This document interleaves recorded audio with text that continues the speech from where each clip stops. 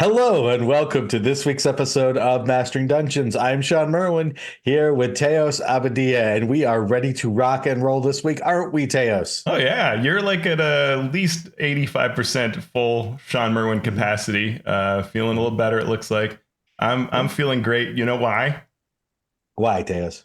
I saved up a bunch of money and I found a way to configure two coupons together on the WizKids store that they never intended to go together. And so I afforded the white dragon head and I hung it up in my gaming room and I love it.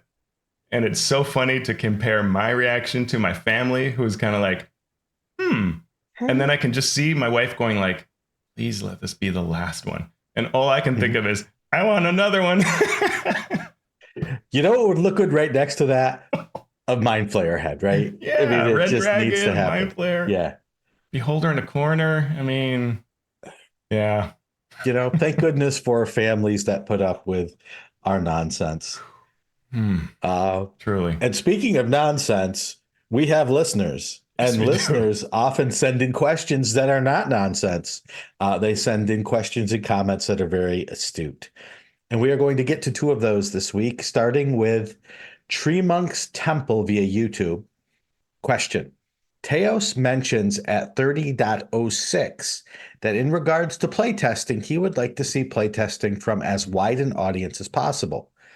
When it comes to the 2024 core D&D books, are there any examples of rule redesign where you would consider public feedback to not be productive or even counterproductive? Thanks, Chris.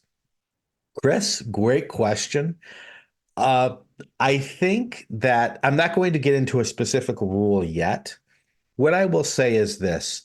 The main risk of running a playtest and getting bad feedback mainly rests in who you solicit and listen to the feedback from. If you listen to the feedback from an audience that is not going to end up being the audience for the game that you're creating, then that will be counterproductive because you will be appealing to a small subset of your player base that is not your main audience. So that's the main risk. And Teos and I have even mentioned that on the show before, where if the survey is only being seen by blank gamers, then the results you get are going to be tailored to blank gamers. Right.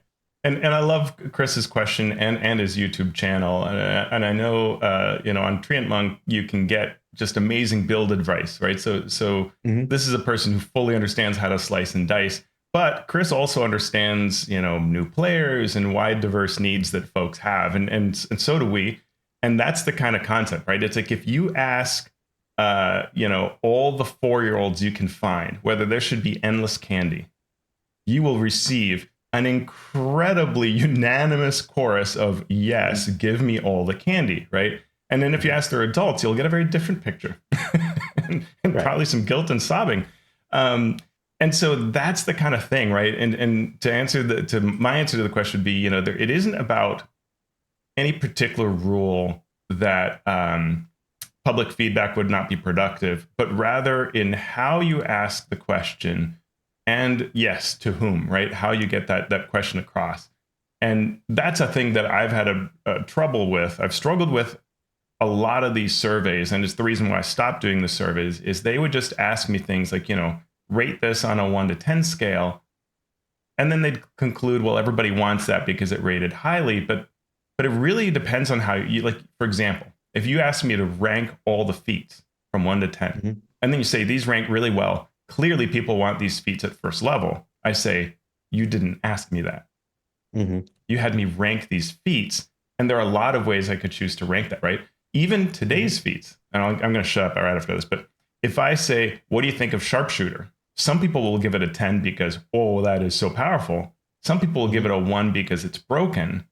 Nobody's being asked whether this is good for the game. The actual question isn't being asked. Right. And that's what you need to get to. If you want to know whether Sharpshooter is the kind of feat people want more of, you must ask that question and provide the information necessary for that question to come forth. Right. It is a very strong feat. Some say too strong. Do you want to see feats like that in the game? Now we get to the heart of the question that you might be trying to get to. Right. You just tell me to rank sharpshooter. Who knows what you're getting, right? And that's where I think that it's really about how you ask the questions, where it becomes dangerous. If you just conclude that everybody loves something, but you didn't really ask the right question, well, you were drawing incorrect conclusions. Right.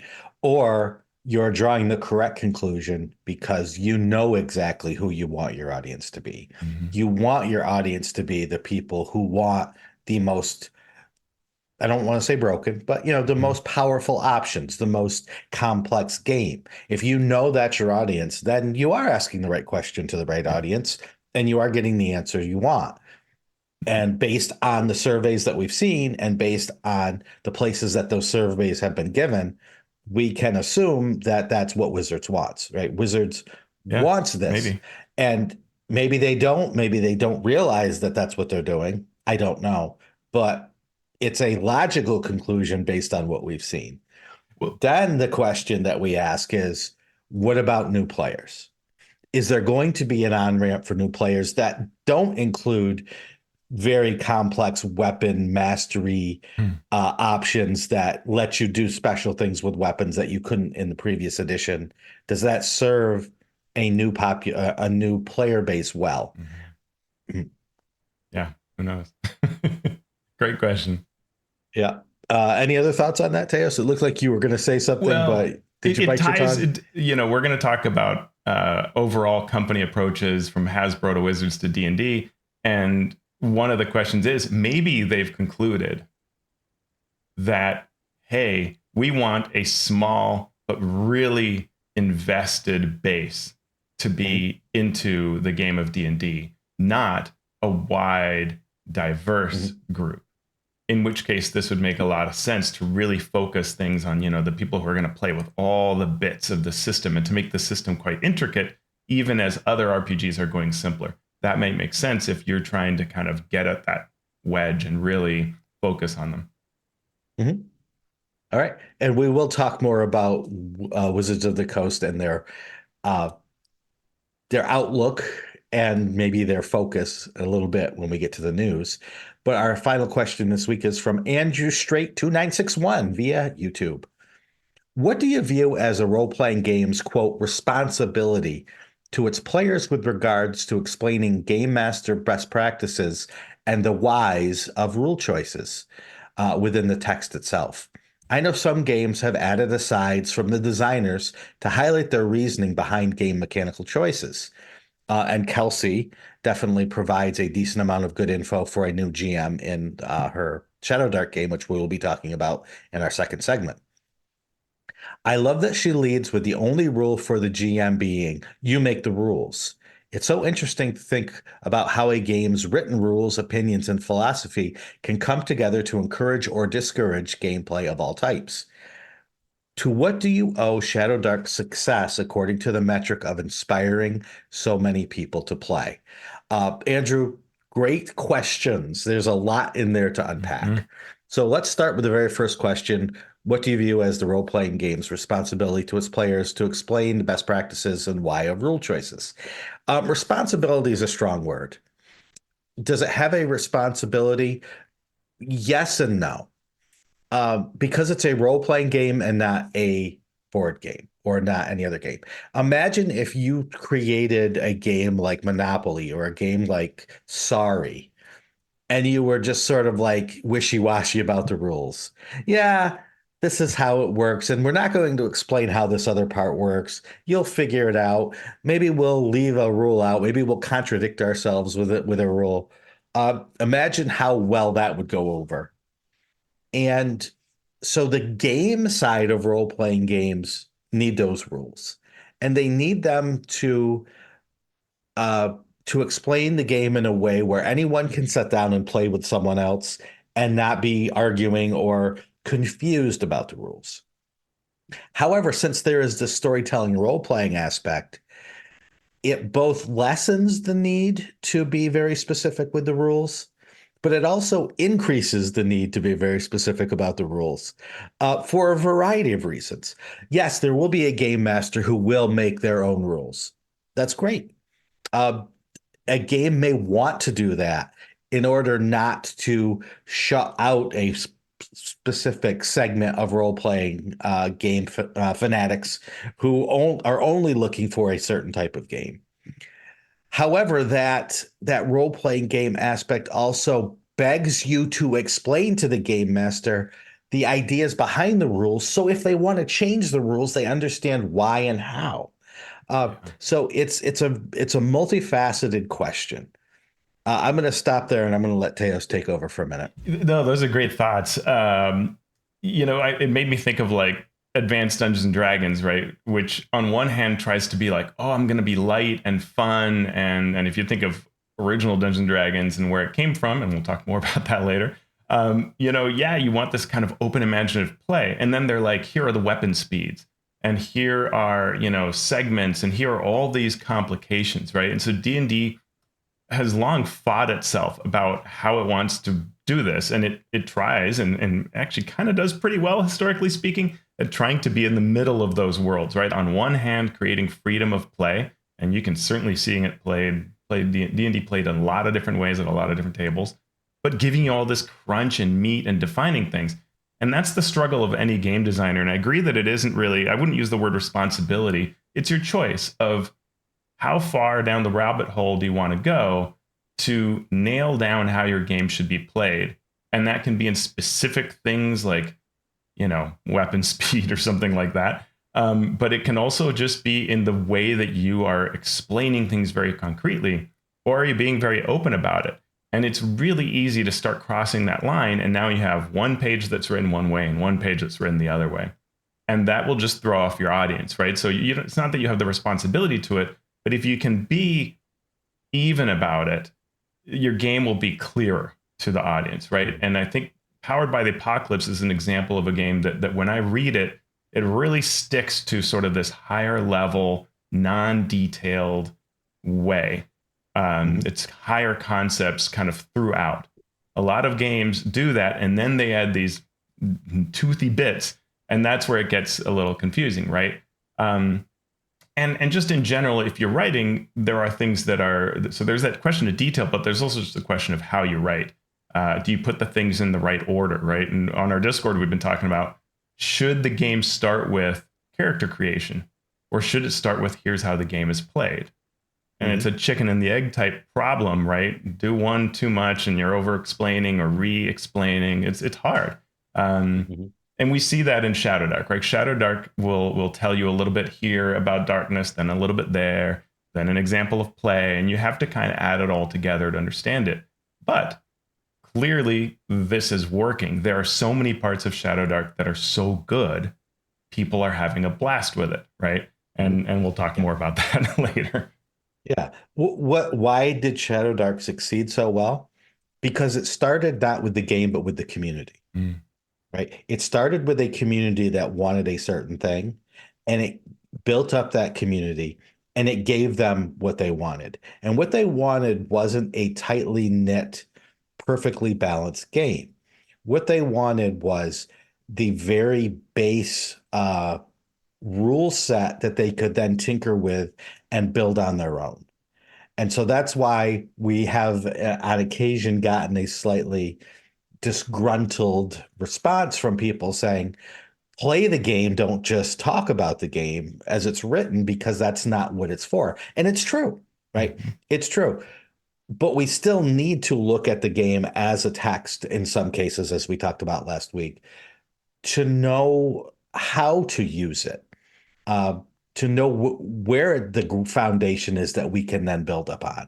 So the brilliance of Shadow Dark is sort of like the brilliance of AD&D.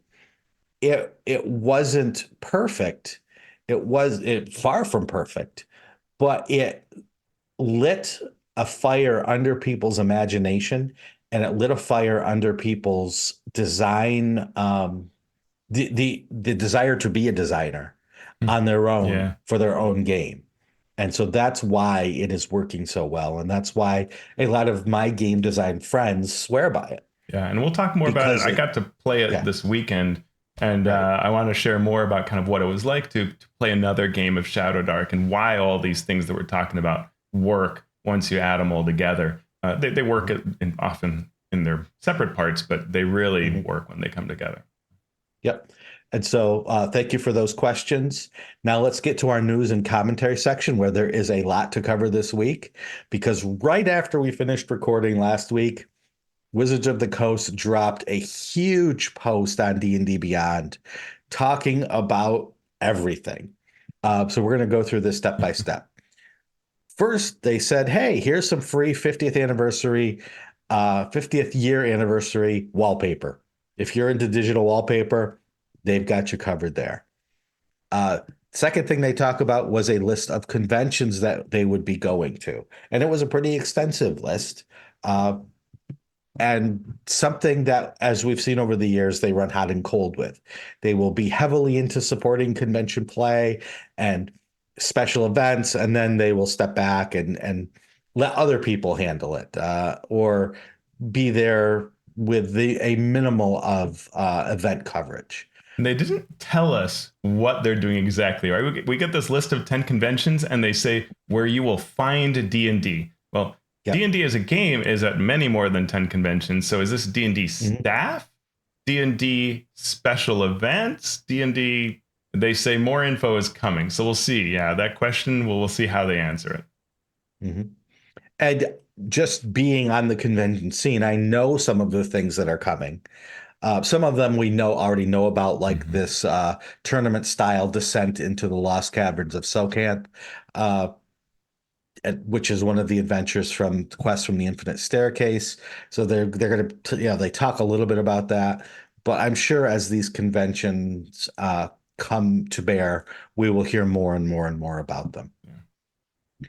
We also get the release schedule of products going forward, which answers a lot of questions, including when are the 2024 books coming out?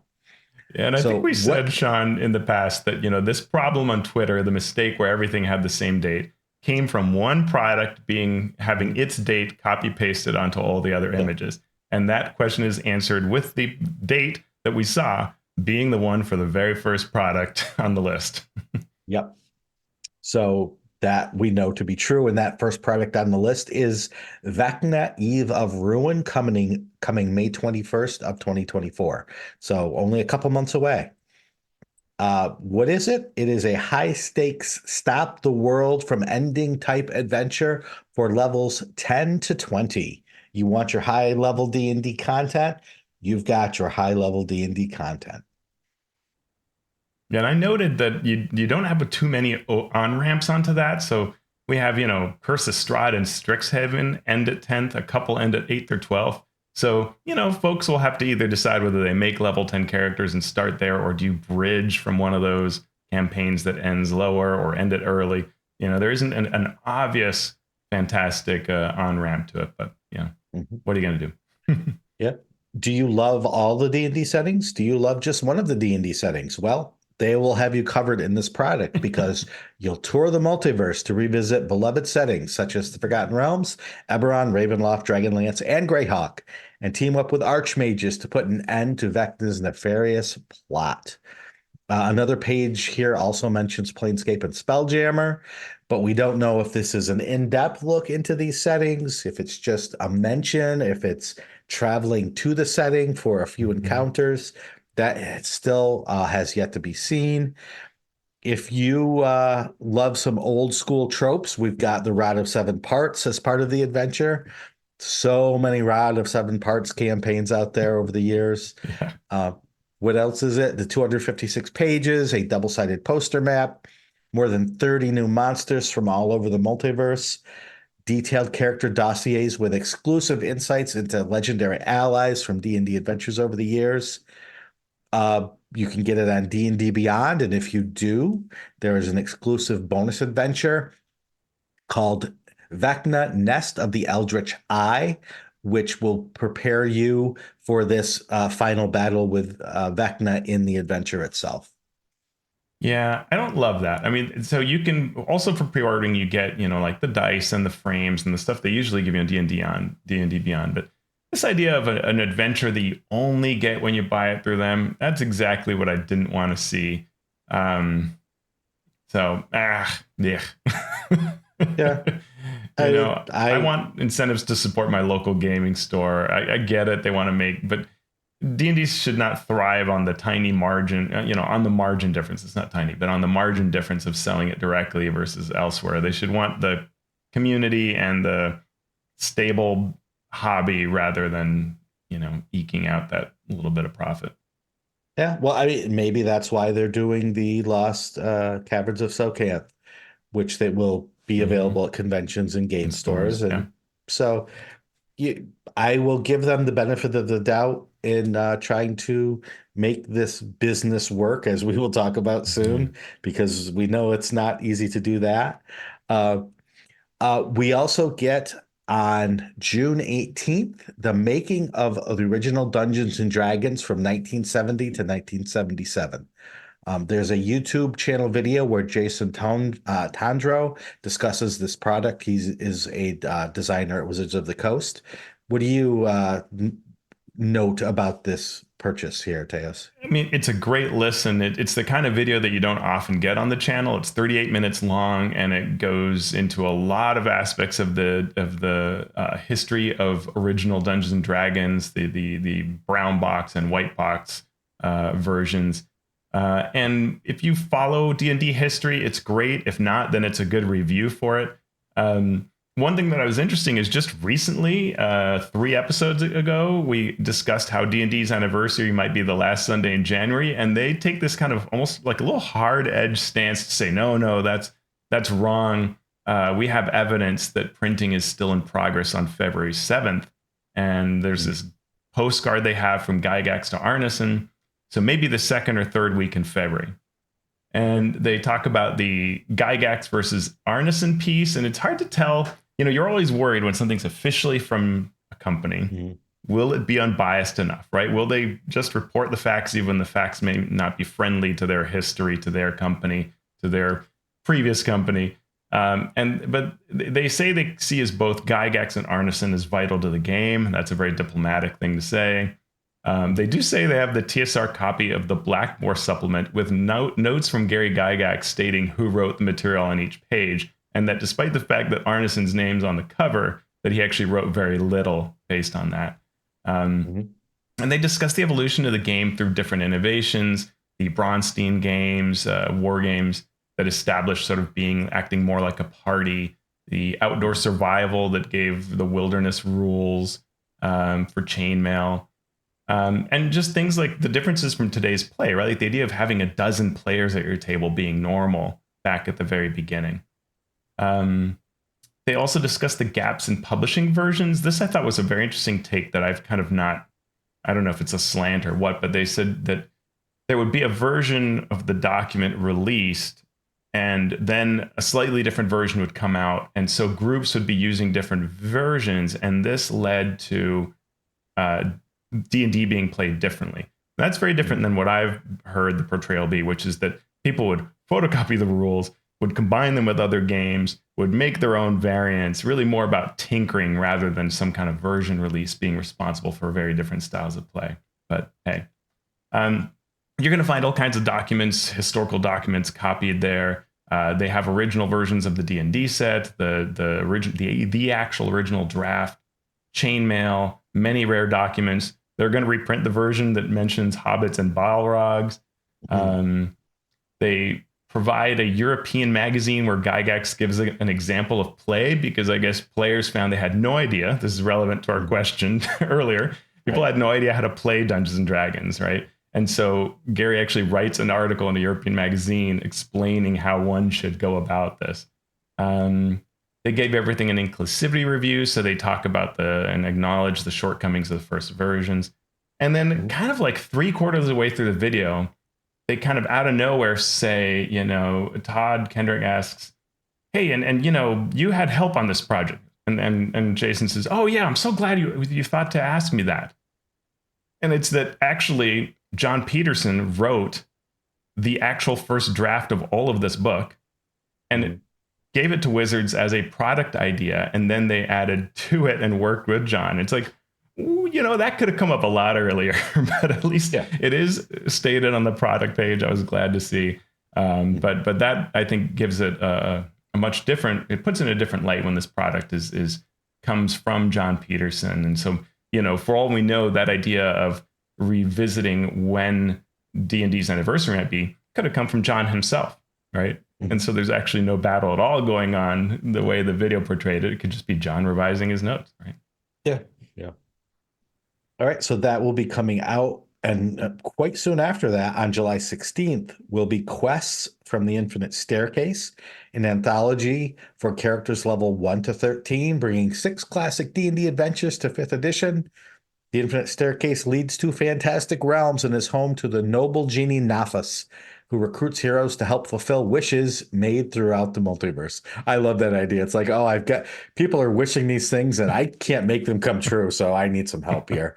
Uh, and so I look forward to, nostalgia. I'm not huge on nostalgia, but I love to see how things are updated to the new rule set. And so I will watch with interest as we see more information about this adventure coming out. Yawning Portal sold really well from all the data we can find. And it's something that, keeps getting mentioned on our Discord and in other places. So I think this makes sense, bringing back Sojkanth and other older adventures. There's reason there to do that. And I guess it ties into the Vecna somewhat in the 50th year. So it makes sense. Yep. Then come what we've all been waiting for. When will the new core books be out? Well, Player's Handbook on September 17th of 2024. The Dungeon Master's Guide surprisingly comes next on November 12th, 2024. And you were waiting for those new and updated monsters? You're going to have to wait until 2025 for that. February 18th of 2025.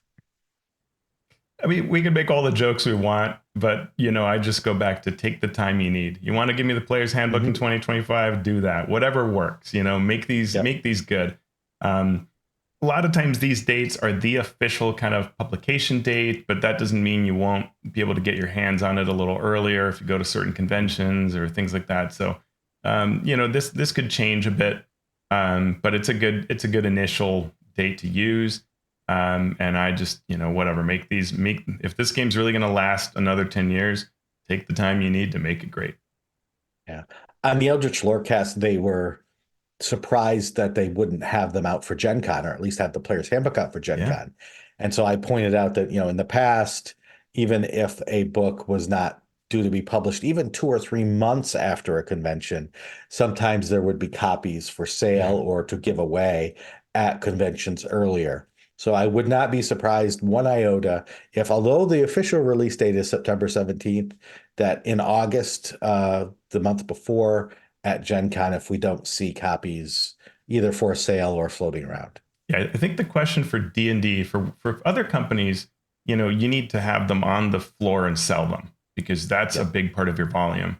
For D&D, that's not true. It's actually a logistical nightmare to try to think of how to get copies out on the floor. So you may not even want to do that. It may not be worth it. But what you want to be able to do is hold that up, right? And give that industry message and kind of hit all the news angles and that kind of thing. But you want to be able to hold up the book, have a few, then that makes all the difference. And so, September 17th, you could probably do that.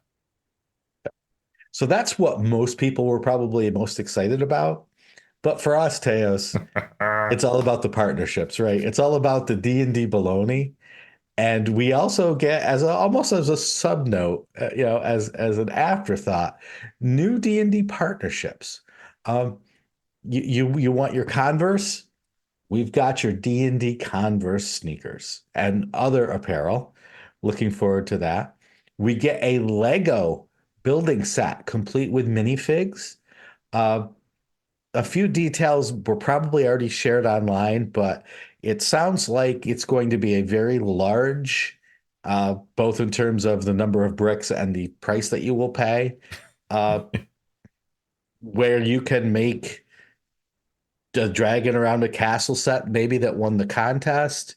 Not clear if there are others as well, but if you're a Lego fan and you're a D&D fan, I think you've got a lot happening for you there. I saw today on the social media already a picture of a gelatinous cube and a minifig inside of it, and Lego. Yeah. This was a Lego post, and I'm like, oh boy, here we go. So I'm excited about that because that's the kind of thing that gets in kids' hands, right? Kids go like, "Ooh, cool! I want a castle and a dragon." They don't care what the brand is on it, but then they start asking, "What is this brand? What's going on?" Then they go to the store and they see the Converse, and what else might they see, Shawn? Oh, treats from Pop-Tarts to enjoy during your game sessions. Uh, Pop-Tarts for the win, Teos. That's really all I could say. Yeah, I mean, this would destroy D&D Bologna. So if you can get the D&D Pop Tart in my hand, branded, and it's on everyday store shelves, I will cede the high watermark of D&D Bologna to the D&D Pop Tart, and I look forward to doing that. I've been wanting to do that for years, so that's really exciting. I'm glad because this means D&D is working that angle, right? Of how do you reach out to everyday people and get them on board, right? You want the Saturday morning cartoon effect that we had as kids, right? You want that kind of a reach to be out there. Yep. As somebody who probably ate more Pop-Tarts than any other human being during my high school and college days, especially college, I lived on Pop-Tarts. So I'm like 30% Pop-Tart anyway. So I cannot wait to see what they come up with there. Oh yeah. And we heard from Roll20 that they have a partnership to bring a new character sheet for D&D with much improved functionality, visual layout, including how spells are displayed. This includes automation capabilities that reflect temporary play conditions, like bonuses to armor class. So for folks that were wondering if they have their own tabletop, are they going to continue to partner? We heard last week about Foundry, and this week we hear about Roll20. So it looks like they are going to continue to support partners with their content. Yeah, and for almost everything we've talked about here, there are links in our show notes to all of these stories. So you can read all about all the many innovations on Roll20. The Vecna Eve of Ruin gets a full breakdown. There's that history video. So you can get a lot of information on that and on this next bit of news, Shawn. Now, normally this news would be the big news, Yeah. but what came before sort of overshadowed it. Humblewood, a game and 5e D&D setting created by Hit Point Press, featuring bird and animal folk, has been added to D&D Beyond. The world of Everden focuses on the role of nature in the world, of being heroes, and of building community. There is a video out there where the creators discuss these elements and how their world has had wide appeal, including to parents and to kids, even though that wasn't why they made the game. It wasn't made for kids, but kids have been enjoying it. So you can get the campaign setting and adventure for levels 1 through 5, all the setting and character options. There's 10 races and 4 subclasses, new backgrounds, feats, spells, magic items, and monsters. For a limited time, you can get that at 20% off on D&D Beyond. So Humblewood by Hit Point Press has joined Layers of Ethos from Ghostfire Gaming and Dungeons of Drakkenheim from the Dungeon Dudes and Ghostfire as more third-party content coming to D&D Beyond, which answers a question many people had, which was, are they going to continue to partner with third parties to bring content? And I think it's safe to say the answer is yes. I think that the question that then remains is sort of how widely do they do this, right? Like, are we going to see a few a year? I think a couple a year would be great. I'm a little worried about too many. But I tell you what I would like to see is Esper Genesis, because that would show the breadth of how you can grow 5th edition to sort of a very different genre, right? Humblewood is like a different tone. Esper Genesis shows you how 5th edition can be a platform for sci-fi. And I think that would be a lot of fun. Maybe a little harder to code on the D&D Beyond side, but once you do that, it would be just, I think, of terrific appeal to folks. It's such a well-designed game and setting that that would be really exciting. Yeah, that's true. So we will continue to keep an eye on that as well. Our next bit of news would be the most important bit of news, if not for the previous two stories, because we got Hasbro's Q4 2023 financial report, and we knew it was going to be rough, and it was rough. Teos, you want to take us through all this not so great news? I'll try to break it down into bits that make sense. So first, Q4. We've been reporting on quarterly earnings across the years, and it has not been pretty for the last 2 years. This time, it's a 23% drop in revenue for Q4. That's down 1.3 billion. So it's a loss of just over $1 billion. Furthermore, they expect 2024 to be a hard year. So that's your snapshot of where we are for the quarter. If you compare to last year, last quarter had a 129 million loss in Q4. So you're going from 129 to $1 billion, right?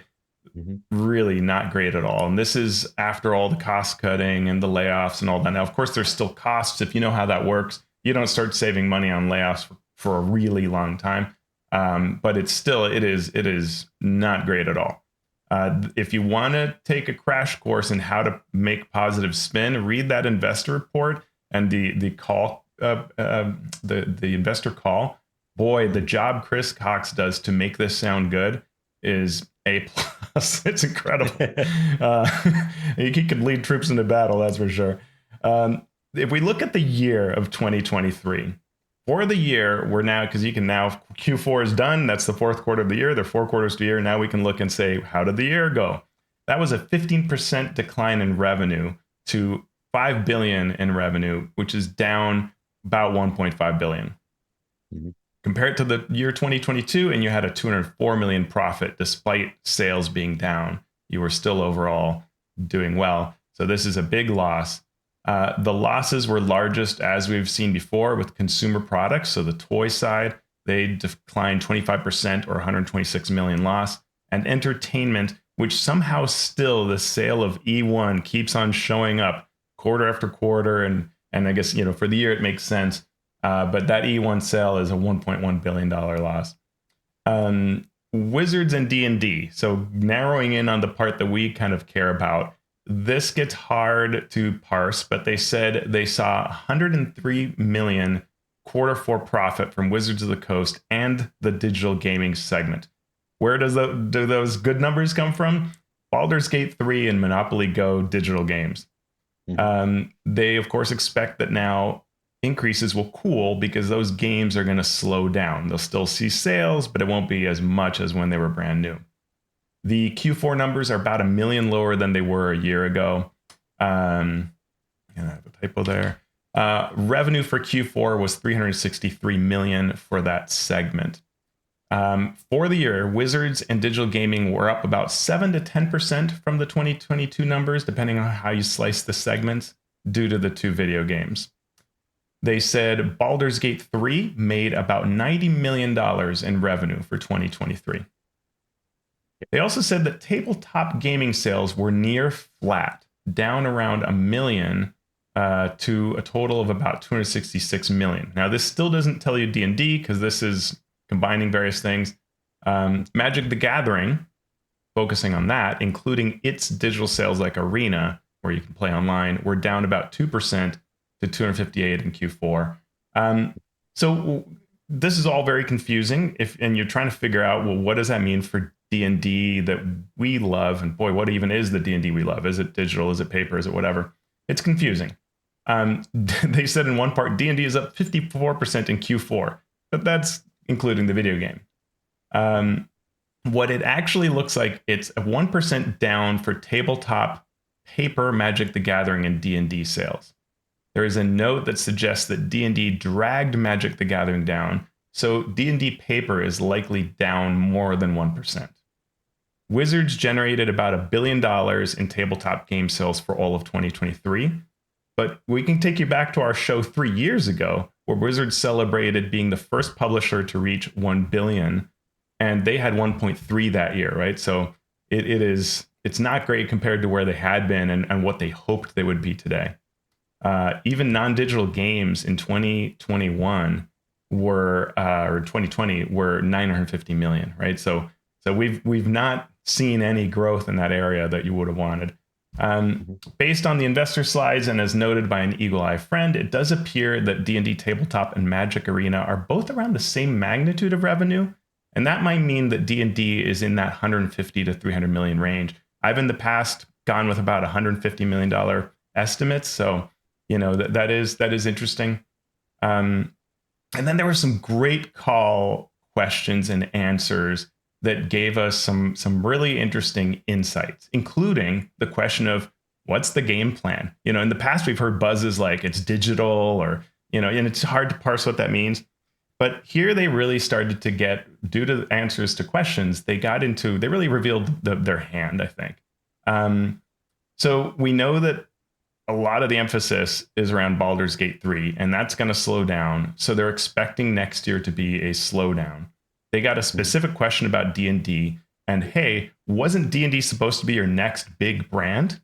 Mm-hmm. And he goes, well, as a brand, D&D is up 75% for last year. Okay. They're not talking about paper and tabletop there. They're talking about digital, right? And he says, quote, we continue to think D&D Beyond was an excellent acquisition. It really is the way increasingly people are playing tabletop role-playing games. I think it's an excellent platform for us to build upon and expand the ways that people can play. And then he mentions Universes Beyond. We're going to talk about more of this in a second. And then he adds what I think is the D&D plan in a nutshell. Quote, Baldur's Gate 3 is just the first of several new video games that will be coming out over the next 5 to 10 years that I think will continue to power that franchise, meaning D&D. And really, I think the three combined, continued innovation on tabletop, powered by D&D Beyond, target entertainment, working through partners in an asset-light model, and then great video game content. I lost the count there, but somewhere those are three things, right? Tabletop innovation, which is powered by D&D Beyond, targeted entertainment, working through partners in an asset-light model, and then great video game content through licensees and through our own internal studios. I think the future is bright for that brand. So when you get to that question of why aren't they selling D&D, it's kind of because it's part of the only growth area and it's fueling it, right? So, and they see that as being a much bigger equation than D&D paper. So you'd never just sell D&D paper because it's a part of this overall large thing. How big? They said they still think it's on track to be a 500 million brand, all of it, perhaps by 2027. And so that tells you your plan and your goal all in one. There was no mention of the movie, despite the fact that our friend Dave Clark notes it was the third most watched movie on Paramount Plus, ahead of all kinds of big names. Hasbro is doing a lot of cost cutting and clearing inventory and all these kinds of things. And the way I look at it, I'm only have but so much expertise. This means they're running out of excuses, right? When you get to this year, fine, but next year they're going to really have to start. They've done the things, they've sold, they've cleared the inventory, they've become more efficient, they've laid off. Now the question is whether it works, right? So that I think will be the thing we get to watch in 2025.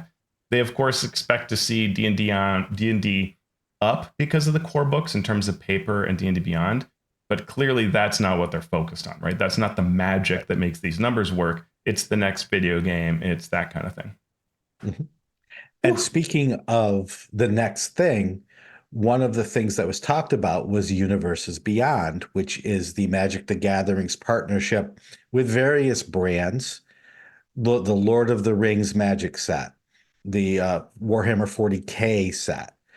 And there was an implication in an article on Polygon.com and comicbook.com that with the success of those things within the Magic arena, no pun intended, that maybe that's where they will be looking to make more both profit and brand recognition in D&D. So it could make sense if they reached out to other folks, other IPs, to make D&D themed games in those spaces. What did you think about that? I mean, it's fascinating because they're talking about D&D. It came up in the context of D&D Beyond, right? So it's sort of this platform that we want to then launch other expansions and maybe apply that. For Magic, this Universes Beyond, where they bring Warhammer cards and Doctor Who and all of that, those all work. And I think comicbook.com did a good job of saying, well, if you look at all of these Magic Universe Beyond sets, there are already RPGs for those.